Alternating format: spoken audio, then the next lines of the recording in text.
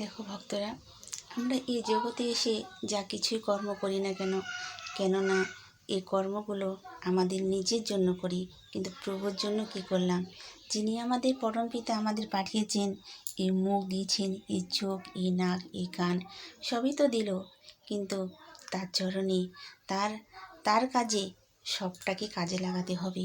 মুখটা দিয়ে তার কথা শ্রবণ করতে হবে, চোখ দিয়ে, নয়ন দিয়ে তার রূপ দেখতে হবে এবং তার মহিমা তার বোঝার মতো তার সেবা পূজা আরাধনায় ব্যস্ত থাকতে হবে।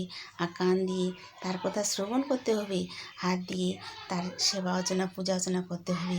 কেননা আমরা যাই করি না কেন মাগো, শেষের দিনে আমাদের যে বাড়ি ফিরতে হবে, আমাদের যে বাড়ি যেতে হবে, আমাদের নিজ ধাম যেতে হবে, সেখানে আমাদের সেই সঠিক সময় আমাদের মুখে সে আমাদের জবাব দিতে হবে যে কি করে এসলাম।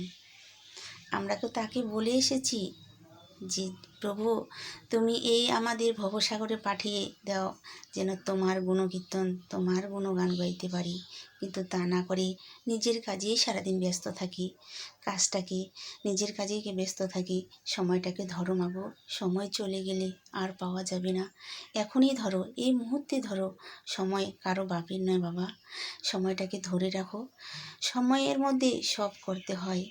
তোমাদেরও একটা দিন সময় দিচ্ছে, সবারই একদিন, কিন্তু দিনটা 2 দিন হয় না মাগো।